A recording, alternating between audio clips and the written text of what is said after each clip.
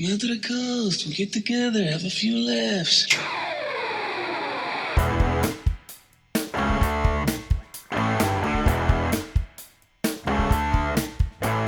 Yippee Ki-Yay Motherfuckers, and welcome to the 12th edition of Dropping A Bruce, the monthly podcast where we watch every single one of Bruce Willis's 40 direct-to-DVD releases from his acting career to see if he took the role for a paycheck and dropped a deuce, or if in fact he took the role and gave it his all and dropped a Bruce. I am the Notorious Scott K. And my name is Steve, but you can call me Mr. Smith. And together we will be your hapless stewards on this 40-month journey through the lesser-known movies of Mr. Bruce Willis's filmography. This month's stop finds us at the end of our Season 1 journey as we review 2018's American action thriller Acts of Violence. What better way to say goodbye to the Valentine's Day season than with a little brotherly love, acts of violence, a little sex trafficking, maybe some almost incestual relationships, and some bullets. So hey, welcome into the final episode of Season 1. Mr. Smith, we fucking made it through the first of a 3.5-year journey with 2.5 to go. Well,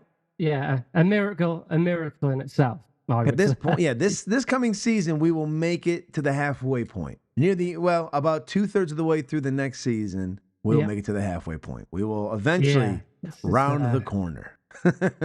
Who knows? Who knows what's coming? Who knows? Well, you know, we started off with a real bright spot in the beginning of the year. We did. A year ago. And then took some dips. Peaks Towards the end. Did they say peaks? Yeah, we kind of moved up. We had a couple of fun, enjoyable films, 4 in a row. Yeah. And then we finished it off with this one, and we'll get into that in a second.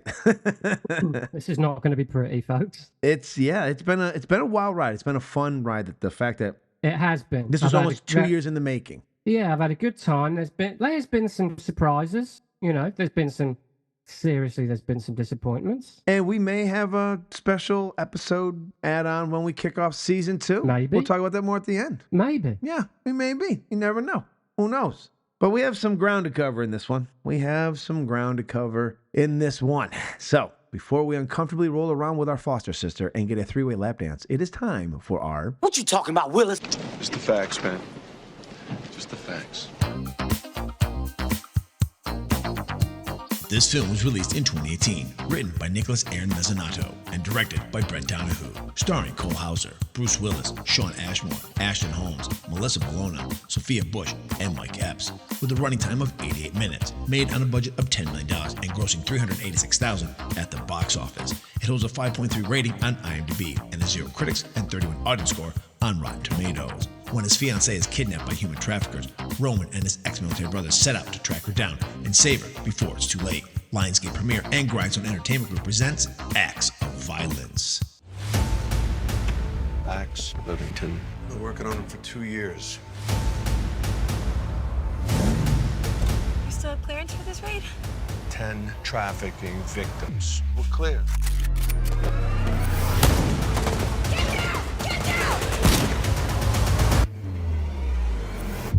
She's there. So welcome to Claire McGregor. Cheers. Cheers. I see you. Look who crawled out of his cage. What's up, brother? Go have fun tonight. I'm gonna go with my girlfriends. Okay, we'll make sure you're safe. Cheers! Cheers! One for the bride to be.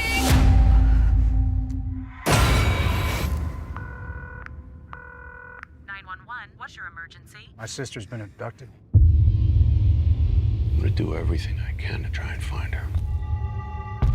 What are we gonna do? We gotta let the cops do their job. If we don't go looking, she's as good as dead. Can't go around kicking in doors. What happened to Mia? 2 guys at the club. They run girls. You know I can find them. They're gonna kill me. Find them and make an example out of them now.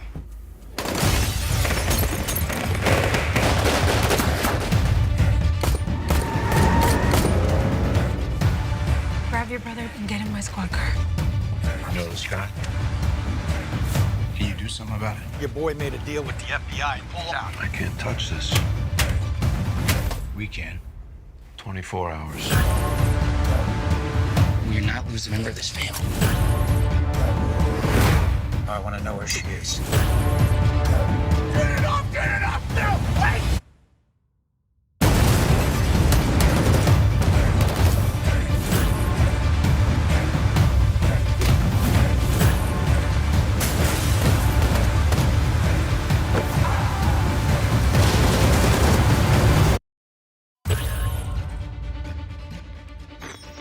given up with them?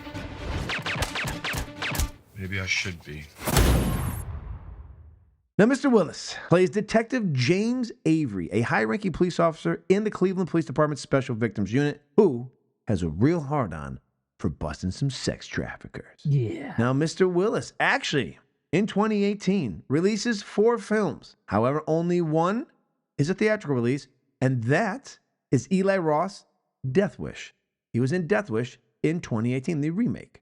I'm a fan. I know you are. I don't mind admitting it. I know you are. Well, the original Death Wish... Well, slightly above average. Well, the original Death Slightly. Wish is okay. I know people think it's a classic, but Yeah. it doesn't get violent, and Charles Bronson doesn't really show up till Death Wish 2, and it takes a whole different turn in that series. Death Wish 2 is a sleaze masterpiece.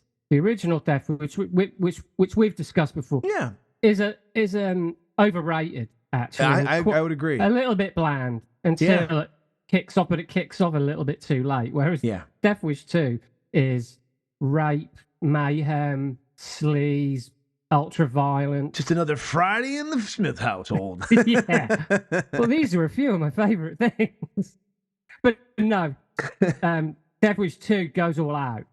Yes. All bets are off. And the Eli Roth reimagining, I guess, of the original, I've got time for, I have a good time with it. It's not perfect, but... I mean, it doesn't introduce Jeff Goldblum, but hey, what are you going to do? It doesn't have the bloom, but it's still, I think it's a pretty decent little, violent action flick, So, I mean, Eli Roth, he's up and down, so I think it was a much needed... I wouldn't say it was a hit, but it was successful enough, and I think he needed it at the time, to be honest. But yeah, I'm a fan of the Bruce Willis one, more than the Bronson one. And this is one of the last years. We got one more year in 2019. So obviously we have 2 more films after this one in his 2018 releases. And then we get to 2019 when it's when we actually hit his last releases in the theater. So we are almost there. Right. I think upcoming season 2 will be the end of the Willis theatrical releases, and we'll be on that straight downward slope all the way to 26 in a row. So that's where he's at. Now, the plot of this movie. Stay with me, folks. I know I've already read it in the little preamble we do, but just in case you missed it, we'll tell you it again. A man's fiancée, who is also his foster sister, is kidnapped by local sex traffickers, and the only people who can get them back, of course, are his ex-military brothers. One is a loner, PTSD suffering poet, and the other is a happily married man who may also have had eyes for his foster sister at one time. Now, with the help of a grizzled cop who has had enough of this shit, they rain down their own form of street justice upon those responsible. Ladies and gentlemen, I give you acts of motherfucking violence. Woo. Now, it was filmed just like First Kill in just barely 2 weeks. This was filmed in 15 days in Cleveland, Ohio. Our last film, First Kill, was also filmed in the Ohio area. So Bruce Willis had like a month's vacation in Ohio and filmed 2 films. Well, in its defense, it's also based there, isn't it? Yeah, Do you know what I mean? So it's not like they filmed at one place. No, as I'm saying, another. at least we've moved out of the South for a while. I feel like we're back in So these... we're dealing with the Cleveland Mafia here, guys, is what we're saying. This is serious business. This is. And once again, 29 producers. 29 producers. That is what we have, 29 of them. So no stretch or slight there. Now, one of my favorite little quotes I found from this one, because there's not a lot of information on this, not a surprise. But Barbara Vandenberg of the Arizona Republic writes, "The title Acts of Violence has less to do with the storyline of the movie and more to do with what's perpetrated against the audience watching it." Well, she might not be wrong. I was like, that needs to be the blurb on the back of the box. If you're buying the physical media, you need Barbara Vandenberg's. You know what? If I made a movie, I'd be proud to have that on the box. Look, you want a reaction, right? You want a good or a bad. You don't want a tepid one. Nothing's worse than someone saying, "Hey, that was okay." That's like a kick in the dick, right? Like, no. I'd rather you say, "You fucking This bum, you movie fucking sucked." piece of shit. That's what I give a fuck. Your Don't movie give me doesn't that. suck. It swallows, my friend, all right? You went Oh. past suck right down to swallow, you piece of shit. Once again, it was made on some unbelievable amount of money. So the funny thing is this movie is probably, sex trafficking was happening while they're making a movie kind of about sex trafficking. The movie opens with a very cliche, quick character setup of who we're dealing with, but a young boy and a young girl who we assume are brother and sister, or maybe just friends playing, are being chased by bullies. They're running through some, I don't know why their parents have, well, it's probably in the 80s, so this makes much more sense. This is probably set in the 80s, this portion of it. They're playing out in some like abandoned field near a fucking construction site and near some fucking places you wouldn't expect kids to play. They run through a fence and they're being chased. And then just as they make it to their front yard, they're tackled and attacked by these bullies. And then all of a sudden, out from the house comes two older brothers who beat the shit out of these bullies. And then dad comes out, who we later find out was also in the military. I'm assuming the writer of this, once again, maybe of the Fabrizio people, Nicholas Aaron Mezzanato. Marinero over here. Directed by Brett Donohue. Who? I don't know. Donohue. Donohue? Who?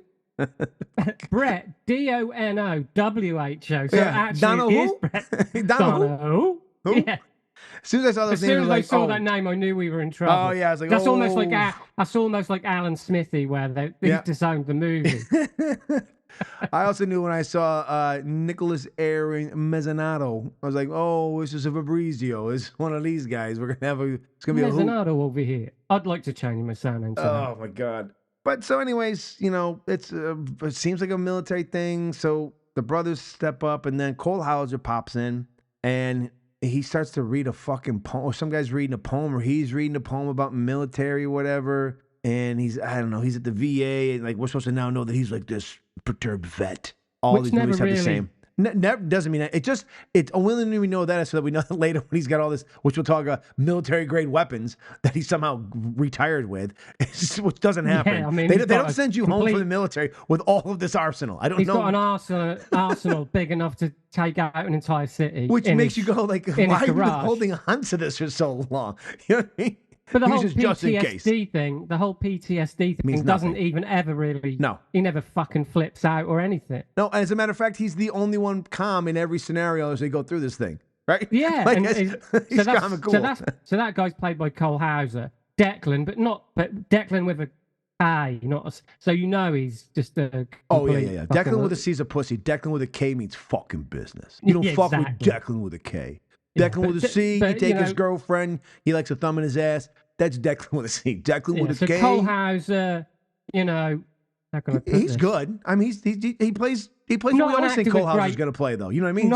Not an actor with great range, though. Let's be fair. He's like an American Jason Statham, right? Like when you see him, you go, he's going to be the guy who's tough and gruff. You go, that's what it's going to be. He could probably do a better British accent than Jason Statham, and Jason Statham is British. So what the fuck? But yeah, so sorry to so Declan with a K. Well, the only difference is if we'd put Jason Statham we would have a little more karate. Like that's all we would have been missing. Like this movie doesn't have karate in it because Jason Statham's in it. Theatrical karate. I'm sorry, not real karate. I know. Yes, I know. Not Jean-Claude Van Damme karate. Yeah, all right? fucking bald ballet is what I call it.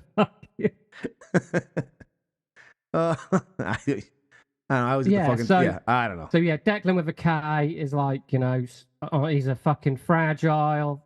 Yes. He's a ticking time bomb of fury, is what he is. For 3 seconds.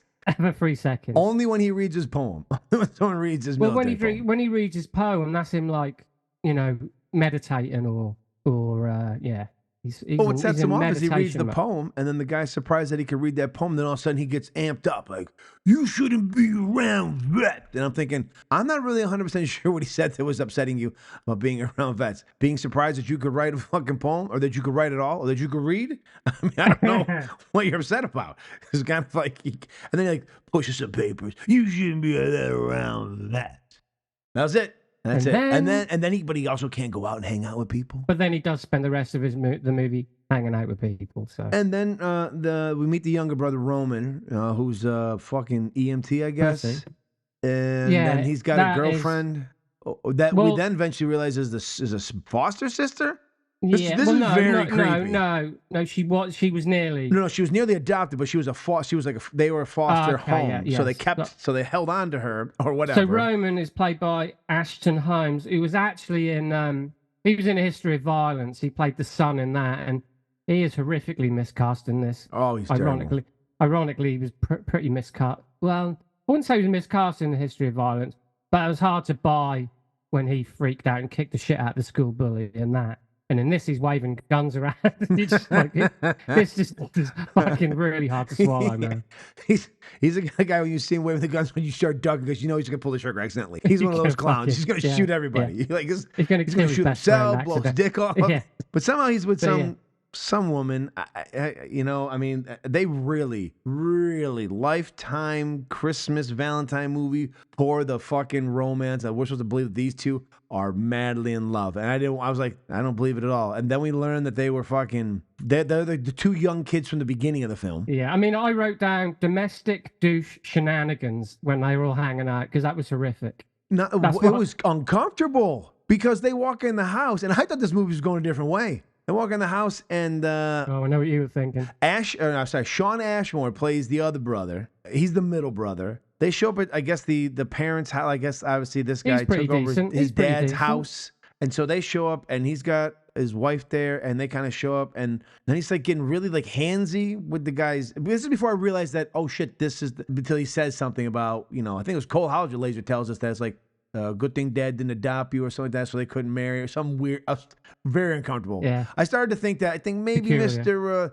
Mezzanato has got a little bit of a few issues. This guy, he's working some things out with this film, with his writing here. But makes it interesting, I guess, if a little bit. They stopped like really playing like in front of his wife, and they start rolling around on the ground. I'm thinking, they should have all are they gonna fuck right there? Basically. That's what I thought. I thought, is this gonna turn into some kind of weird swinger family? Like everyone gets a ride with this girl? What's going on? Oh, and then they all have and then, because then Cole Hauser comes over later and he's got to drink a beer. Because in America, the only way you know you're depressed and tough is if you drink a beer quietly while you scowl. You got to scowl.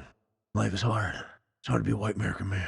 I drink a beer. All right. Probably is out. I don't know what he's always and then she's like, oh, why don't you go out with your brothers? I can't. I can't be out there. Some guy's going to say something. I'm going to probably punch him in the face.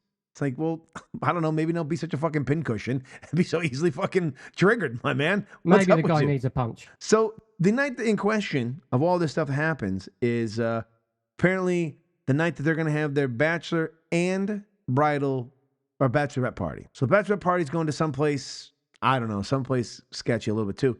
But the only people in this bachelor party is Roman and his brother, and they're going to a strip club. And the ease with which this girl was okay with him going to the strip club. Like, my wife was watching the movie. She got sucked into it. No, she don't necessarily know. No, she does. She goes, oh, go have fun at the strip club. She says it to him. Go have fun at the strip club. And my wife looked at me, and I was like, she's really pushing true love. That's true love. That I would expect the same. But Declan with a K can't go. Because he doesn't like titties that aren't wrapped in the American flag. So no, for Declan, he's going to stay home. But we did get some TNA, and it was a decent. We went to a strip club, and this time they actually were stripping, as opposed to a lot of ones we get where they're just fully clothed, just dancing on a pole. I was concerned initially when all the strippers had bras on. And then there's this three-way. Almost, it felt like this was going to turn into some sex, and the guy pulls himself away, and the girl mouths off to some guys, and then it looks like the people in her bridal party. I don't think she knows them because apparently they were setting her up to be taken by setting her up to be taken as sex traffickers. Like, that was a very big plot hole. And the wife, like, I guess they're best friends with the guy's wife, didn't go to the fucking bizarre. Like, the whole thing makes no fucking sense. Yeah. I'm sorry, we should have thought that Mr. Willis does pop up earlier in a pretty decent early scene. I would actually say, considering what comes after, I would say very decent scene. Yes. No, yes. He's all in. He's in there. But what's with these B movies lighting things up with really bad gel lights? You know what I mean? Like, they go into this one little place that's supposed to be like a way station for like sex traffickers, and it's lit up like it's a 1980s club. There's like neon lights you can see in the background lighting things up. It's very 80s disco-esque. It's atmosphere. It's just atmosphere, man. But they bust in and they find the one girl dead. And Bruce has been looking for her. And goddamn it, he and Danny Glover have had enough of this shit. Or too old for this shit. He's super fucking pissed at this point. We're 2 minutes into the film. We're 2 minutes in, and you can already tell that he and Cole Hauser have had enough of this shit. We're gonna write poetry together, drink beers, and fuck. Women, of course. We're not gay. We're American. We're one-blood American men. No, man, they blatantly want to fuck each other. There's no subtext there. You can tell they just want to get it on. The bit with Cole Hauser greasing Bruce Willis's bald head, I didn't like that scene. Or did I see the director's cut? I don't know. I don't know. I saw the When they unrated each cut. are giving each other homemade prostate exams, I was a little concerned too. And he's got Hauser bent But over yeah, the desk. but no, the beginning action sequence with Bruce Willis decent. I'm Was a all decent in. one, He's yeah. decent. He's back. You know, you're like, Bruce Willis is in this. He's in it the whole time. I have very little problems with Mr. Wilson in this film. He's serviceable. He gives the gruff. He's supposed to play the gruff, cop who's had enough of the law not working out their way. Like it's a trope standard. The bureaucracy, sick of the bureaucracy and the red tape. Fucking full of tropes. Yeah, I don't blame him. He played it the best he could. In my opinion, I had zero qualms with him. He was actually really decent. And actually, some of the acting's not really the problem, except for maybe Roman. The acting's not really the problem in this film for like your main characters. It's just the storyline is just I'm not saying over the Roman place. can't act. I'm just saying he's terrifically miscast. He's terribly miscast. That's not the same. So the chief, human trafficker in this. I mean, unfortunately, that's Mike. Well, no. When I saw Mike Epps' name come up, yes, I was like, but he's so wooden in it. I differ with you. He's too. I think he was too. But what the movie needed was some fucking energy. Yeah, but I think he was. Bring. I think he's supposed to be playing more of the someone who's got their shit together, as opposed to this unhinged gangster. No, you're absolutely right. But what I'm saying is, he's probably thinking, at last, I get to be in a serious role. But the movie could have done with a few ad-libs from him. Oh yeah, I know what you mean. I liked Action Mike Epps. I was so glad it was him and not 50 Cent. No, I get what you're saying, and you're right. Did you not realize? Did you not feel like, what if Mike Epps took those 50 Cent roles? Would they have been a little bit better? Like you started to go, maybe Mike Epps might not have. No, might have been an actual better addition. Yeah, but no, I'm just sort of saying. I just felt like it's another one of those humorless movies where a little injection of a couple of ad-libs would have heightened things a little bit. Yeah. And he would have been the guy to do it. But I understand him thinking, everyone sees me as he is a stand-up comedian and everything. So this is an opportunity to, I agree, yeah. Spread his wings a bit. But unfortunately, the film could have really have done with some humor. Well, also, he's got these two jackass... No, he's solid. No, but he's got these two jackass main guys with, or like his henchmen. They're fucking... The black henchman made me laugh because his hair changed like dramatically from one... and the other one looked like... I'm sure in the first clip he's got a buzz cut, and in the second he's got dreads. And I know. The other one looked like me if I shaved my beard down a bit. I was like, who the fuck is this guy trying to be me over here? This piece of shit. But yeah, so the henchmen are no fucking They're good. terrible. Well, they're psychopaths though, so Well, the white one is the black kid who's a little bit younger. He doesn't seem to be as he's again. Well, spoiler alert. That's why he gets fucking shot. It's true, but the moment when they capture in the van, they're unable to close the door. Like, what the fuck's going on? Like, who's hanging? Well, they pull a horror movie cliche, don't they? Where that's the black guy gets it first. You're just like, no, this isn't a Scream movie. However, was the black guy who told him to shoot him? So what's the black guy who killed him first? I mean, Mike shoots the one who has the girl shoot him. So twist. M. Night Shyamalan twist in there for you. You didn't see it coming. That's not on your Bruce Willis bingo card. Black man shoots off the black man first in the film. Whoa, it's a twist. Again, it plays with this bureaucracy in the film where suddenly now, once she's taken, the only people who can find her. And look, I do appreciate in the beginning, like how they start the thing where they kick open the door and that there was something about that there was some immediacy to that energy. Like Cole House, like, we've got to do this now. Like, I kind of liked they didn't sit around. I did. It is something like you feel would happen. And we know we got to do it. Yeah, and they used the phone. Like, there was that was like maybe the best written moment of the film because it felt realistic. Like, you felt like, okay, this was actually thought out. Like, this is exactly how you would do it. If you can, their phone's still on and you have that like Find My thing or whatever tracking app you've got for phones that you own, that they actually use that to try to locate her location. And then they go kicking in doors and they're trying to save these girls. And of course, they're not going to get shot, but they're going to kill everyone in the room. I mean, if you thought when they opened the door they were taking a bullet better in the film, listen here, you don't know B movies, my friend.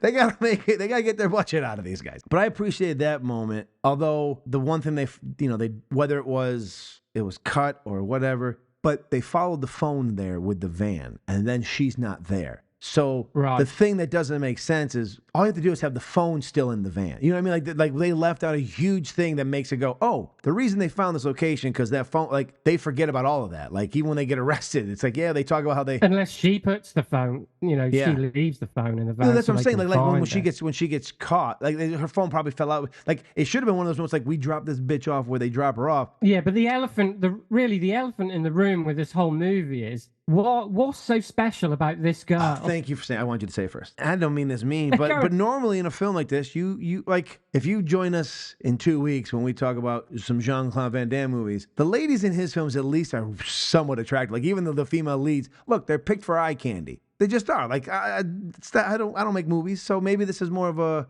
mature movie because she's more of a regular gal. But yeah, like if you're gonna take somebody, it wasn't one of the ones I would have thought. Yeah, we're gonna kidnap her. Well, but not only that, but a lot of people died to get this girl. I'm like, just let her die, and we can save the lives of about fucking 50 people. And this isn't Troy. Like there's a line. There's a line in my favorite comedy movie, The Man with Two Brains. One of my favorite comedy movies. There's a line in it where the villain says, the mad scientist says, if a dozen people have to die just so I can save one life, it would have been worth it. And that's like this movie.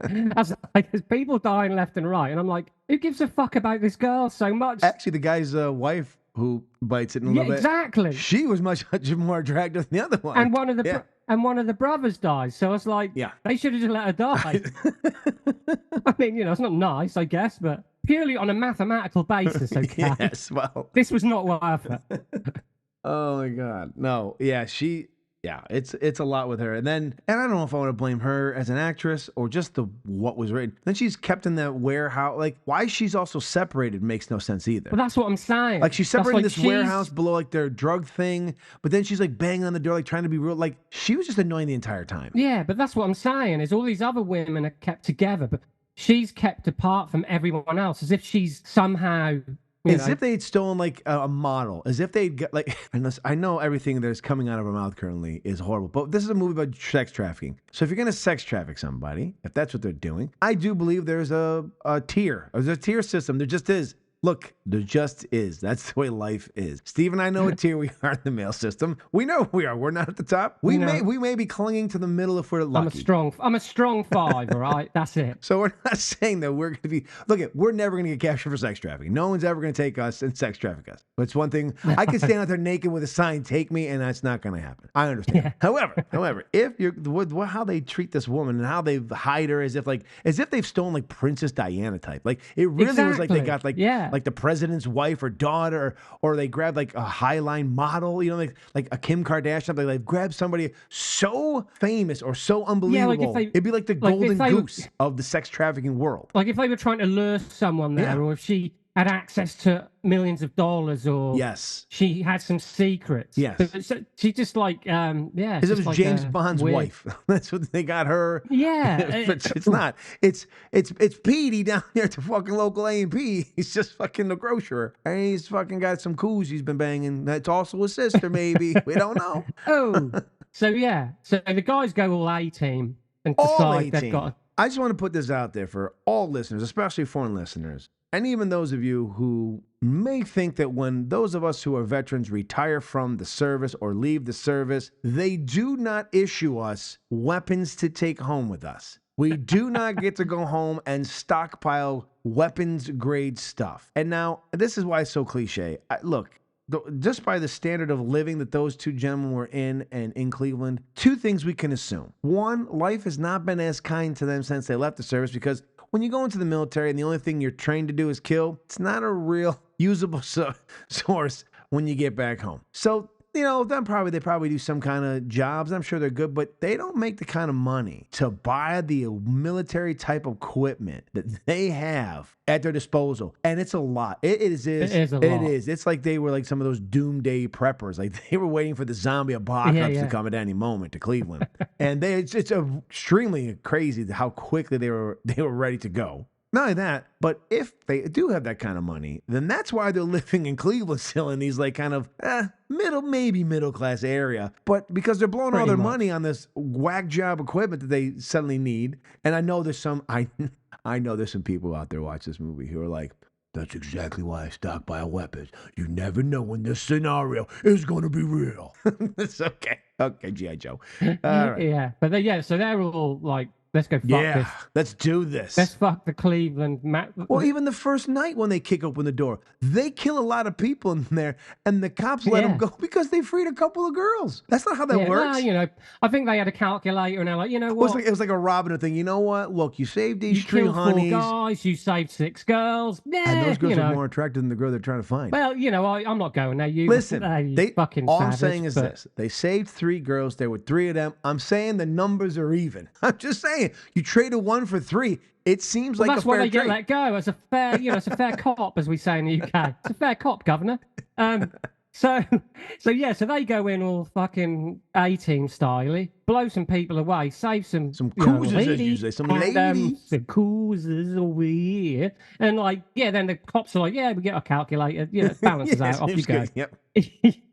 We're good. This all checks out. But she's not. Yes, but she wasn't there. No, for some inexplicable reason. And again, that's the thing. They leave that there's no. Oh, they left the phone behind. It's just the cops don't even ask questions. How do you know she was? How do you know this house is going to be there? There's zero detective work being done by even Bruce Willis's character. He just wants to capture these people. He doesn't know who he wants to capture. Who's capturing somebody? Exactly. It's like bring me the usual suspects. Round them all up. Yeah. We're gonna arrest somebody. But the interesting thing is as the movie goes, the action gets worse. Like the quality of it. For the first little raid, good. The house raid was pretty decent. Look, we all know how it's going to turn out.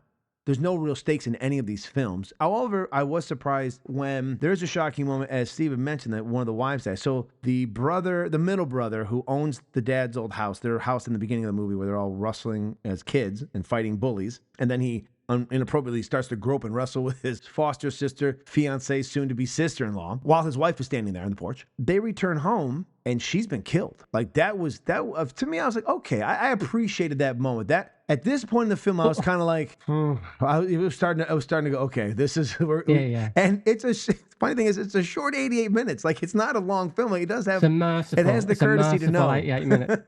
But the funny, I don't know if you noticed this. I'm one of the when they kick the door in, and find the wife dead, her eyes are wide open. But then in every other scene, they're closed. So I'm like, maybe she was still alive, and you stood around fucking arguing with each other, and in the process, she was taking her last breath. You fucking idiots. That was a little bit jarring and a little bit odd. But that was like an oh shit moment where, oh fuck. But it led to that warehouse thing where they free her, which was the worst of the action scene. Well, I don't know, the two in a row. Well, the funny thing was when they break into that warehouse and start fucking killing everyone. That's like they've done some sort of. They had the blueprint. Yes, to the exactly, because they're in the building already. They kicked it. They're just there. They know every nook and cranny of the building. They're like, fuck it. But then Cole Hauser's walking with that police shield, which doesn't stop bullets, by the way. Which is hilarious. It's a riot shield. And he's just standing there. You can see the guy standing there, and he just points a gun, and they're like told to fall down. Like, bang, you fall down. It's just, it was such a jackass. It must have been they're like, we only got another 3 hours left to film this. We just do this now. Before that, just before that, they get hold of the henchman who didn't get shot, who looks like but not. And they tie him to a fence and strap him with C4. And they stop it with 1 second to go. Whew. Right in time. But the 40 seconds lasts about 3 minutes. Well, I know. Oh, but not to such an extreme. I know. It's extent. like you got about 30 seconds to live, and then 20 minutes go by. You got 25 seconds. Like I counted to 2 minutes. Even he was probably getting a bit bored by then, and he was going to die. He was like, "Jesus Christ, this is taking." He's forever. like, "Hit the button. Just hit the fucking button, please." Yeah, it's just for fuck's sake. But yeah, anyway, so that's where they find out where the building is. Were you hoping he was going to blow up, though? Were you hoping they were going to blow up anyways? Right? I thought. Okay, Steve and I are going to get the one thing we keep asking for. Some kind of gory moment where we're like, all right, we got TNA, we got a gory moment. We might be a little bit happy. I would have settled for a Desperado-style moment where they all walk away and there's an explosion in the background in slow motion. I would have settled for that, but you got nothing. No. You got absolutely nothing. We bring this fuck face with us. Yeah, so that was disappointing. But that's where they find out where the warehouse is. They bust in.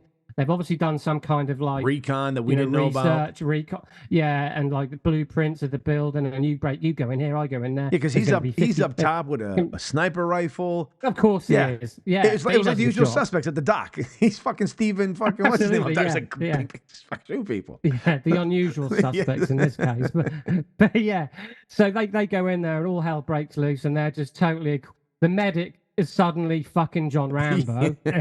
He's just like, what the fuck is going on? And his wife is also John Rambo because she's kicking herself out of the box. Yeah, Cole Hauser is literally RoboCop. He's impervious to bullets. Absolutely, he's just like the man. You want him on your team, is what I'm saying. The fact that he was walking forward with a police riot shield, thinking that like he's fucking Captain America's gonna stop the bullets. That's not. Yeah. I was looking on the TV. Hey, Cole, it's not how that works. You're dead, man. Yeah. And of course, these guys are so fucking useless that by the time they get there and kill everyone, the girl's got so bored she fucking escaped herself. So she's still gone.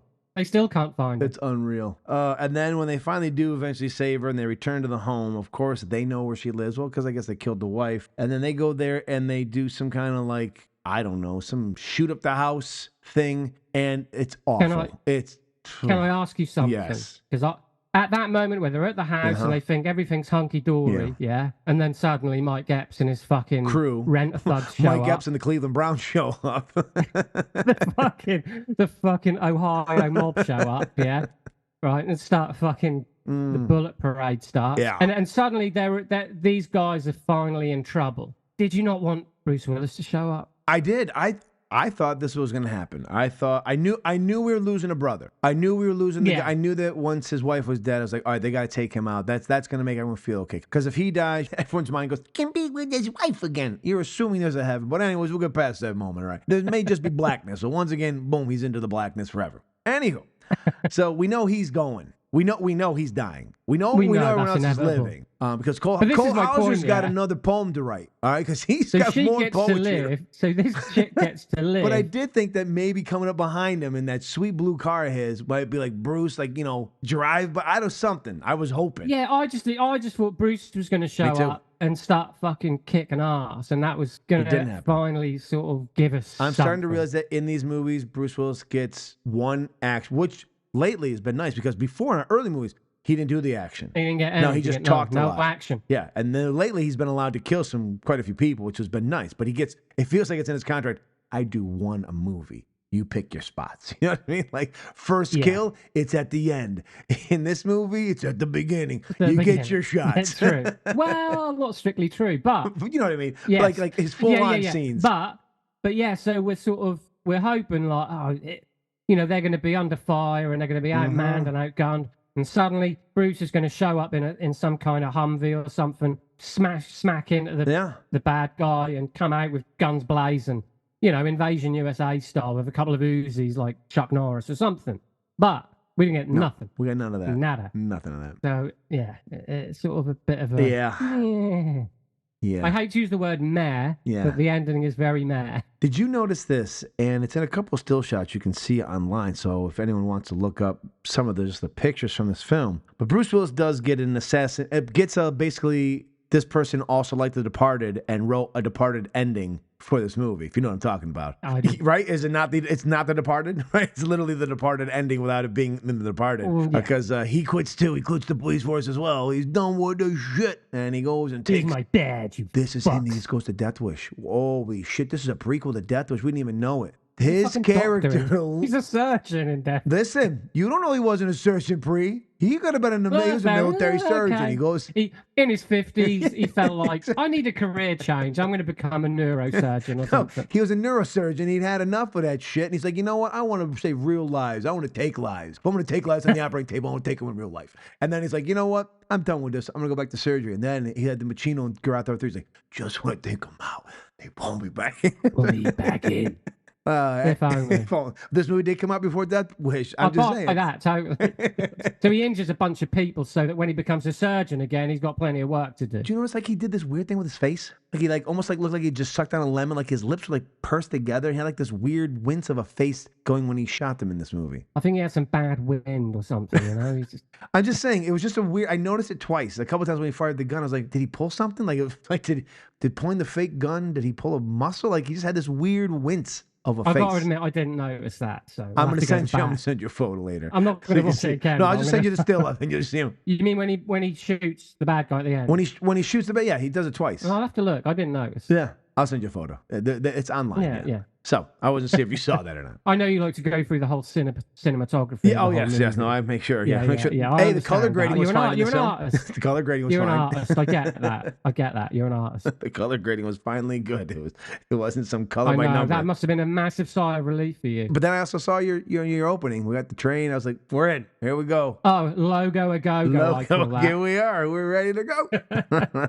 37 producers later. This is going to be a gem. But yeah, the film did make $386,000. That's a good turnaround. I mean, they really got their money's worth. In Arabia and Portugal, they got their shit together over there, and they made it $386,000. You're surprised that Arabia, maybe one of the homes of fucking sex trafficking. Well, you know, I think they saw it as film about sex trafficking. They saw it as a heartwarming family drama.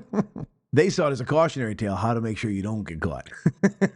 Now, this is how you make some cash.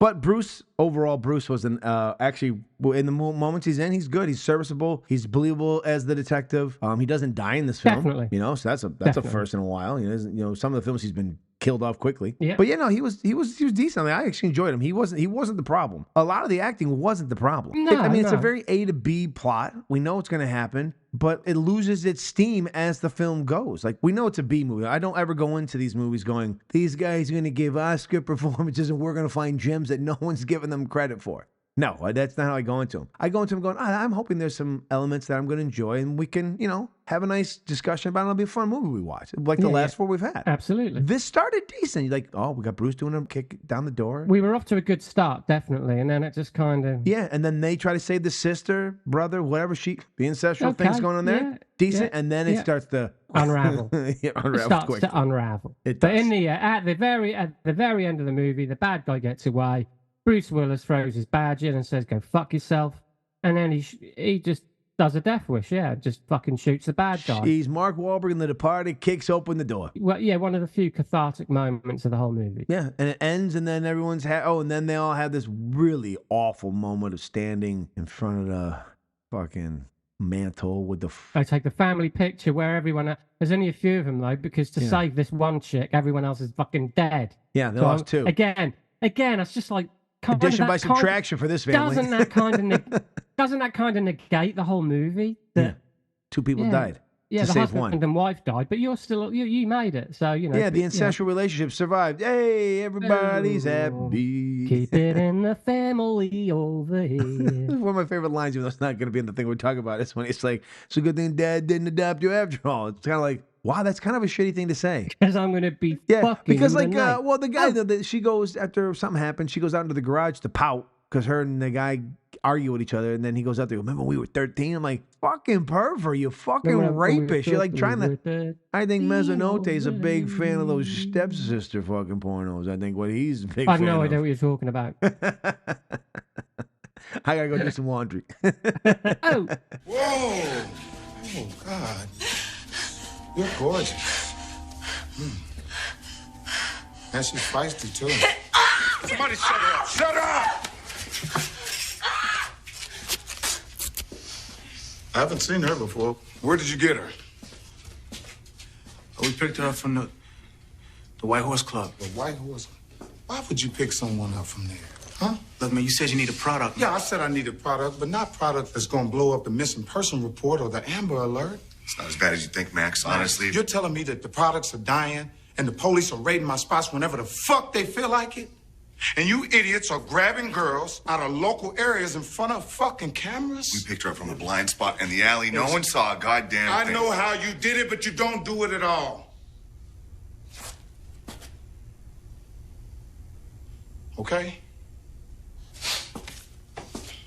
Shoot him. Wait, hold on. Max. Come on, man. Come on, Max. I'm sorry, man. Max, I'm sorry.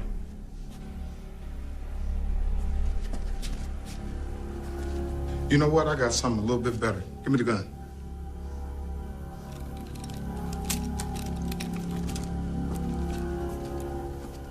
She's gonna shoot him.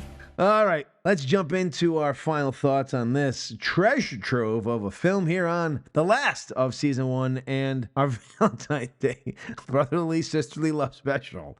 Acts of violence a la romance. So love conquers all. Favorite scene. Favorite scene. God, a movie ripe of them. It's like trying to decide what's my favorite child. For me, the scene I liked. I actually thought about it, but it was going to be, I thought the entry when they go after the girl, but because they forgot about the phone and all that, I felt like that fell short for me for that guy. I know it's technicalities, but actually the one that really felt true to me is when Declan with a K. Not with a C. Declan's with a C for pussies. Declan's with a K mean business. But Declan with a K when he teaches his brother Roman how to tactically pull his sidearm. So like, before they're going to do this and they're John Ramboing up A-Team style, when he's actually teaching him, the reason I liked it because it was real. You could tell that whoever did this scene, there was the training. There was some training being done, and it wasn't just like you said. I mean, he does eventually become Rambo, but it's not like they gave him a gun. He's like, I know what to do, John Wick. You know what I mean? He at least was teaching him, all right, this is what you got to do if we're going to do this. This is how you put the gun. I like that because it really felt grounded and real. And it feels like whoever wrote this, for sure, the writer of this definitely had some kind of military ties. He was in the military or something like that. N.A. Mezzanato, or he and Donahue? Who? Maybe one of them was in the military because a lot of military terminology being used and stuff. So because of that, I actually appreciated that scene. I felt like it was the one scene that made sense, that didn't have some kind of farcical bullshit. So for me, probably the lamest fucking scene I picked up for a season, but it's the one that it's the only one it's the only one I believed. It's the only one I believed in the whole film. It is Slim Pickens, I'm right. So what was yours, sir? Right. My favorite scene is at the beginning of the movie when the guy fucks his sister. No, my favorite bit. They do a flashback to when they're 13. She's in pigtails. No, my favorite bit is at the beginning. When Bruce Willis and his partner, they ramshackle some cops off the street, don't they? Yes, they do. So really what I'm saying is that the beginning action sequence with Bruce, unfortunately, it's a bit of a ball tickle because that doesn't end up delivering. Yeah. But, the scene delivers. Yes, but the rest that leads you into thinking you're going to get a good movie. Yes. It's that good an action sequence where you're Bruce is running upstairs shooting at people. Yeah. And then there's a guy hanging off a building, and Bruce just smirks and lets him drop. Yeah, love that. Was a good and he says. And then the girl's like, "Did you push him?" He goes, "Yeah, well, I pushed him. What?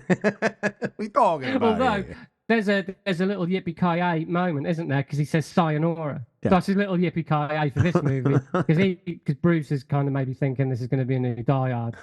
This goes to show the problems that are going to arise later. But so for me, the sayonara, I call it the sayonara scene where he's fucking fighting the bad guy. The bad guy's hanging on the edge of a building, and Bruce Willis just lets him die. That's a badass moment. I loved it. Done by Mr. Willis himself. So that's what I'm going for my favorite scene. It's a good one.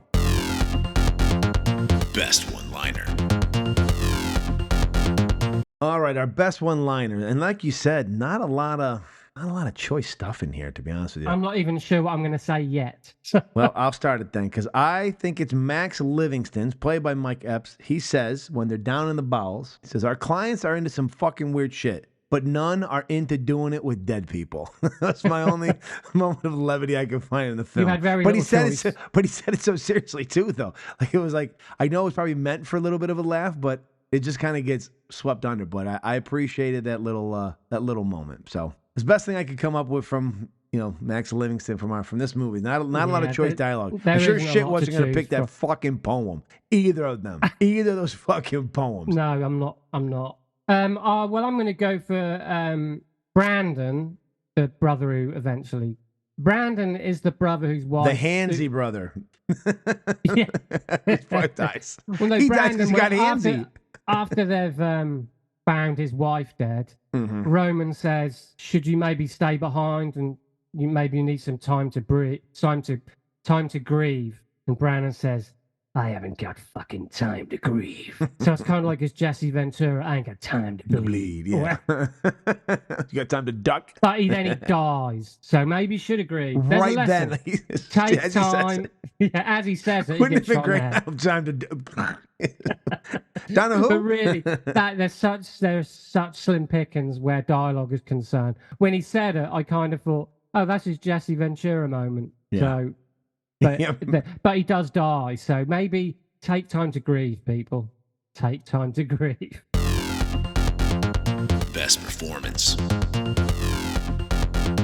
That brings us to our best performance. And now I'm sure myself and Mr. Smith will differ a little bit, but I actually thought the best performance was Mike Epps because he's normally a stand-up comedian and we know him from all these funny roles. And I actually really liked him as the bad guy. Normally we get 50 Cent in this role, and 50 Cent can't act his way out of a fucking wet paper bag.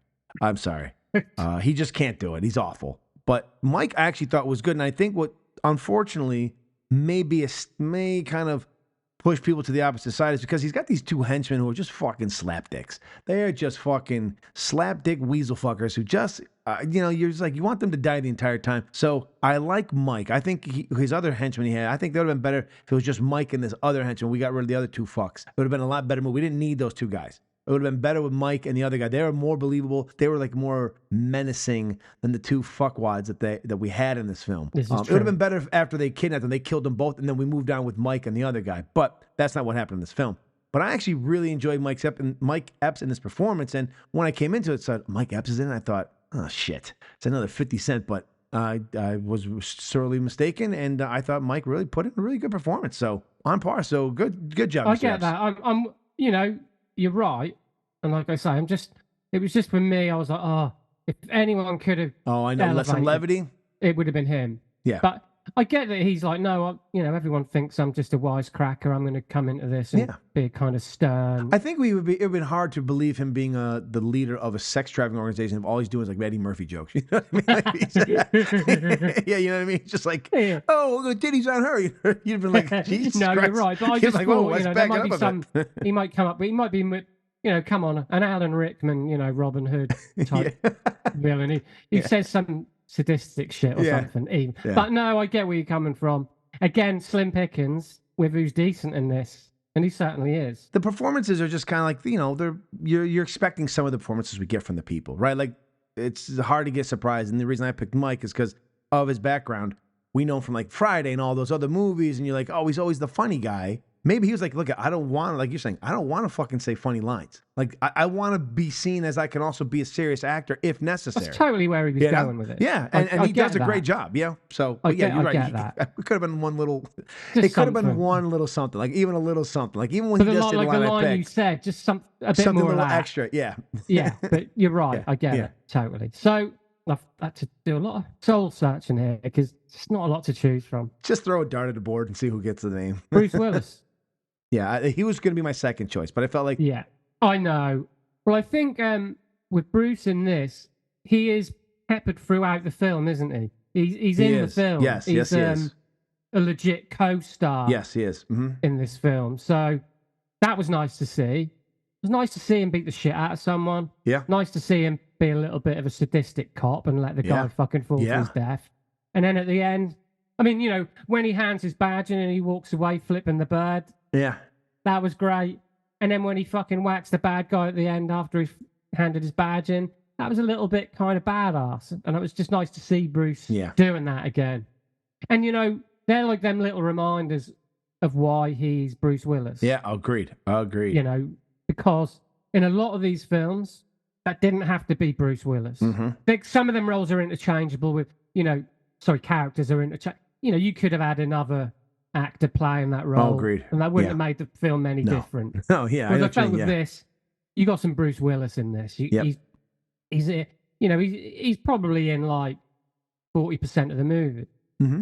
Yeah, he's decent bit. Yeah. So, which is, in itself, a rarity. So, yeah.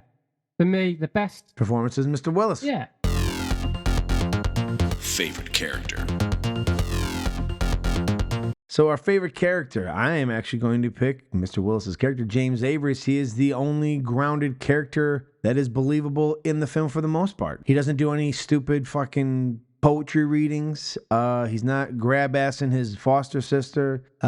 He's not doing a whole bunch of dumb things. He pretty much plays it by the book, everything he's doing. He's a very, reliable cop in the film. And like you said, he's actually throwing punches in this movie. He's actually doing some work. We actually get to see, kind of like we did in First Kill. Bruce was good in that too. He's all over the place. Like he's actually putting in his performance. He's actually like being the character. He's not just like, in some of the movies, he's just like, he's sitting there in a chair and he's saying a few words and you're like, oh, okay, Bruce was here for 2 days.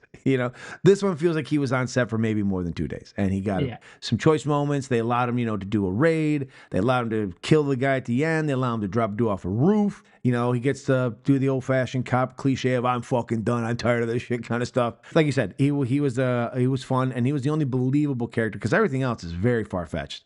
Like, very far-fetched.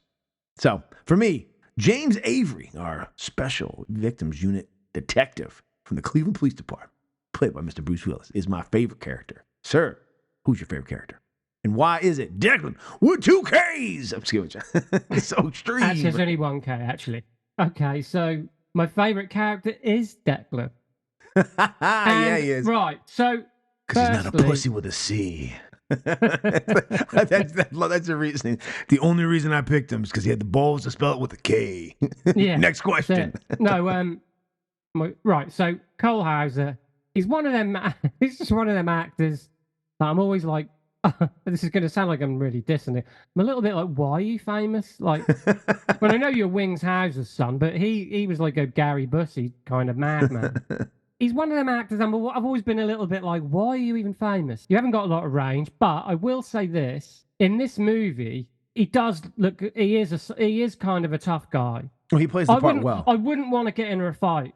No. You believe he's tough. No, you believe everything about him. One punch would probably tear my head off. Yeah, you believe 100% that he's the guy he's portraying. If you need a tough badass to lead you into battle, which is inevitably where they find themselves, I buy him. Yeah. I buy him as that.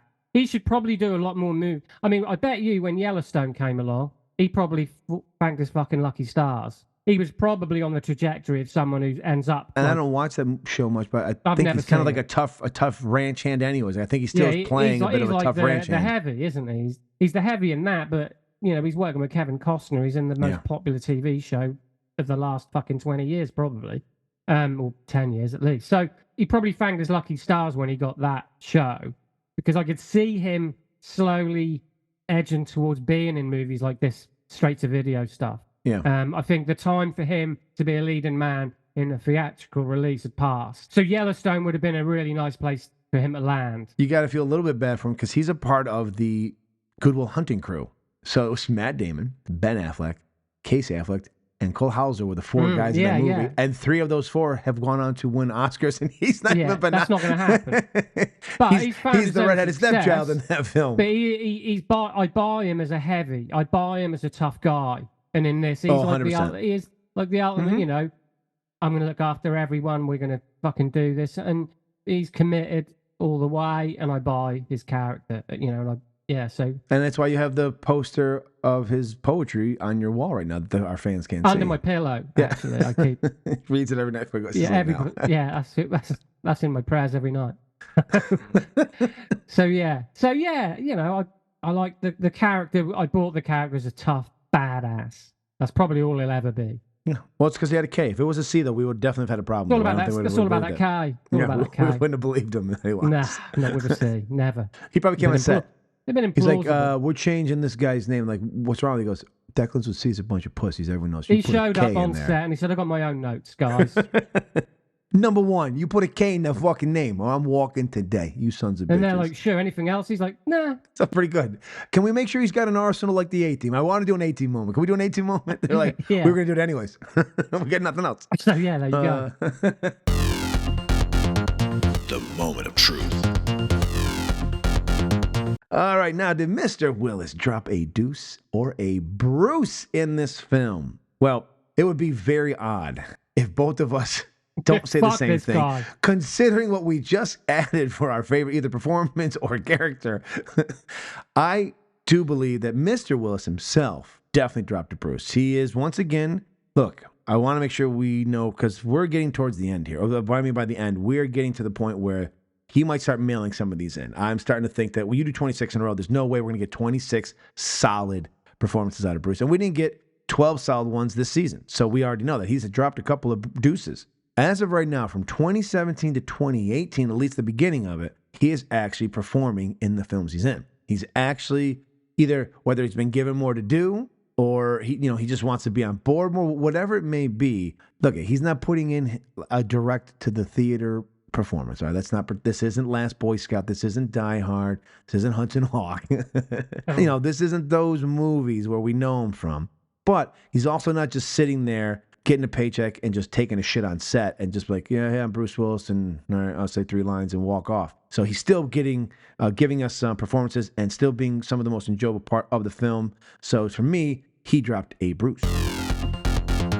He most definitely dropped a Bruce. Mr. Smith, how say thee? I won't say too much. I pretty much agree with everything you've said. In this movie, he's a co-star. He's present in, the best ways possible. And he delivers some action hero goods, and you buy it because you know what he's capable of. And he's got personality, and there's things for him to do in this movie. He's not just there to give it his name. He does stuff. And he does. Elevates what is Z-grade material. Yeah, agreed. So yeah, I agree. He most definitely dropped a Bruce.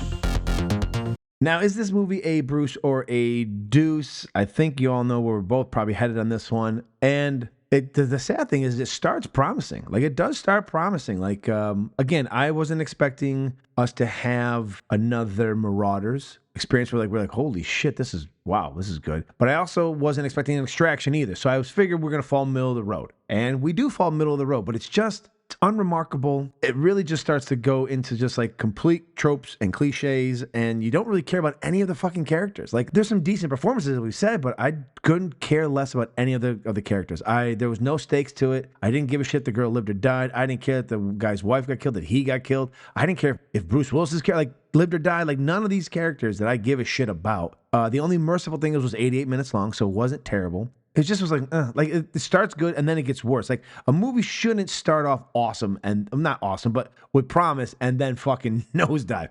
It has like 2 realistic battle scenes, and then at the end it just says, "Fuck it, we're gonna let's just do this willy-nilly style." And you're like, okay. The minute he grabbed the police riot shield, sealed it for me. I was like, okay, now we're not even trying. Like, we're not even trying at this point. So for me, this is a Deuce. It's not the worst films we've seen, but it's just I don't even think we've said anything in here that we go, you should see it for this. If you want to see it for Willis's performance, or you want to see Mike Epps do something different, and you've got 88 minutes, you got nothing else to do, then give it a shot. Feel free. So you can probably find it on Amazon or wherever free and give it a shot. But otherwise, for me, this is just a Deuce, and I'll forget about it after we do this episode. Like, I really will forget all about this film. And that's not a good statement. You should have some memorable moments of it. As a matter of fact, I forgot some of the memorable stuff was in the beginning, and I didn't remember, so you told me about it. That's how much you forget about it that quickly.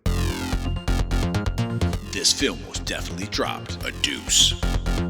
Mr. Smith, how say you on our final episode of season 1? Bruce or Deuce for the film? This is a Deuce. I'll be honest with you. While I was watching it, I was thinking, I think I like the setup more because I could see it's so predictable. I'm not saying the setup isn't predictable. Don't get me wrong. I think the worst movie is probably the setup. Extraction's our worst. Don't forget that. Yes. One. Okay, Bruce Willis as a spy. Yes, that's right. Okay.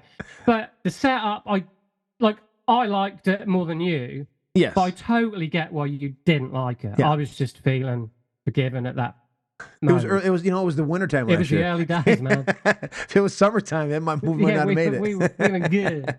But I was watching it and I'm thinking I'd rather be watching the setup again. I was just happy it wasn't Extraction. I guess that's the only shine. I actually forgot. If you want a positive review on the back of the box, it's not Extraction. It's better than Extraction. I'd actually extracted Extraction from my memory. But just kind of like, if you're going to be Z-grade, be Z-grade, which setup is. This thinks is better than it is, and therefore kind of just endlessly disappoints. Mm-hmm. And like you say, if anything, you end on a high note, don't begin on one. Yeah. So you've pretty much said it all there. But yeah, so what I'm saying is the fact that I thought, the fact that I'd rather be watching the setup told me everything. This film was definitely dropped a deuce. Well, unfortunately, we're ending the first season on a stinkeroo. I know, because we climbed. We had some... Yeah, that would have been nice. They would have. When we say they're Bruce's, those four, again, we also know that some of it's the journey. Some of it's the journey that gives us a better feeling, that makes a movie rewatchable. Like, Precious Cargo was the pulled us out, because Extraction was before that. We had Fire with Fire, The Prince, Vice, and Extraction with the four before that, and you're kind of like, fuck me, we've got a long... I mean, we're not even 10 in. Like, we've got forever. We've got problems. And Precious Cargo is not the world's greatest film, but it's one of those Z-grade movies that actually had fun with itself. And you kind of like had choice moments, had funny lines, ridiculous stuff. Like, I would easily watch that over a lot of those. And then we got the amazing Marauders that surprised us with, oh, Maloney, no baloney, man.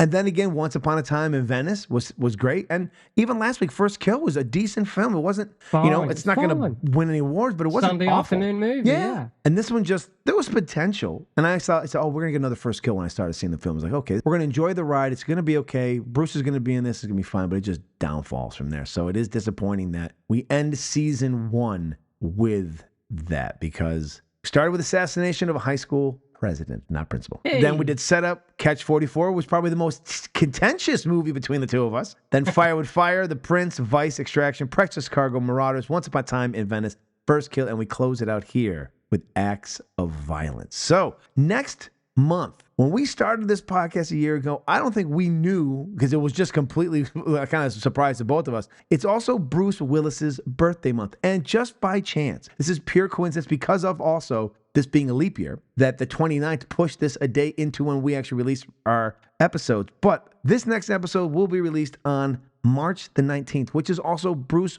Willis's actual birthday. So we will be celebrating his score check 69th birthday. Wow. So his 69th birthday, we have our very first episode of season 2, where we will be looking at another gem, but we'll start season 2 with 2018's Reprisal. But we will also have a special episode added on that will also be released that day, which will be a little bit of his birthday celebration that we're calling the Bruceys, as we're going to look back at season 1 and award some Bruceys to some categories that once we're done recording, Steve and I will figure out. Yeah, that's it. You're getting a Brucey bonus. That's what we're calling it. You're getting a Brucey bonus episode with the release of our next episode to start season 2, because you have to. I mean, the fact that it's actually releasing on his birthday, 69th over here, you know what I mean? Score check. I'm just kidding. But anyways, yes. So we will be kicking off season 2 with our 13th episode, as we will now continue forward in this slog to reach 40, which we will hit, and I think I figured out somewhere in 2026. I think we hit it in 2026. So we start season 3 in 2025 some point, and I think the summer of 2026 we will pull this train gratefully into its final conclusion, and we will say adieu to Dropping a Bruce, as this is a one-off podcast. Once we hit 40, that's it, because Mr. Wilson's doing no more. Nope. That's that. So when we hit 2023's Assassin, that will be the final film of his career, and we will say goodbye to this podcast and probably start something else. I don't know that we're going to look at other people's filmographies. We want to figure something else out, but we still got 2.5 years to go. So we will talk to you in season 2 as we kick off with a Bruce birthday special bonus episode as well. So join us on Mr. Willis's 69th birthday for the start of season 2. And thank you to all of you who listen to us on the Last of the Action Hero Podcast Network for this full year. We hope you will continue this ride for the next 2.5 years. Yes, we too feel your pain as well. So until then, farewell.